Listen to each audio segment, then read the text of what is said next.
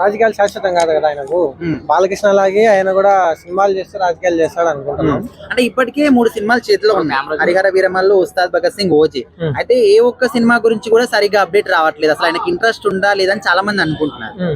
అంటే deputy CM కదా, అతని వరకే ఫుల్ అయిపోతుండొచ్చు కదా. ఈ మూవీస్ కొంచెం టైం స్పెండ్ చేయలేకుండొచ్చు కదా. చేస్తాడు, చూస్తాం, ఇంకా ఉంది కదా. అంటే ఇంకో విషయం ఏంటంటే ఆయన ఏ మీటింగ్ కి వెళ్ళినా కూడా ప్రజలందరూ కూడా ఆ మీటింగ్ దాన్ని మర్చిపోయి ఓజీ అని అరుస్తున్నారంట. సో అందుకోసమని అరే బాబు ఇంకా నేను సినిమాలో చేయను, నాకు కంప్లీట్ ఇంట్రెస్ట్ అంతా రాజకీయాల మీదే ఉందని ఒక విషయం చెప్పాడంట. మరి నిజం అనుకోవచ్చా? నిజం అనుకోవచ్చు. ఎందుకంటే ఇప్పుడుండే పరిస్థితుల్లో ఒక కూటమి నిలబడాలంటే పవన్ కళ్యాణ్ ఆవశ్యకత ఎంతో ఉంది కదా. ఆయన ఒక ముందడుగు వేస్తేనే 10 మంది ముందు అడుగు వేస్తారు కదా.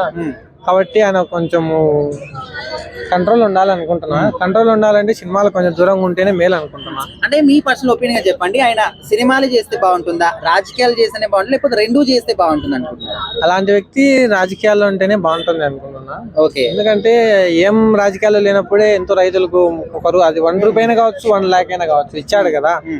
ఏమో చేయగలుగుతాడు, చేస్తాడు అనుకుంటున్నాం. అంటే ఫ్యూచర్ లో కాబోయే సీఎం అనుకోవచ్చా మరి? రాజకీయ అనుకోవచ్చు, తప్పేముంది. ఇప్పుడు మెయిన్ క్యాండిడేట్ లేనప్పుడు ఈయన మెయిన్ క్యాండిడేట్ అవుతాడు కదా. ఓకే.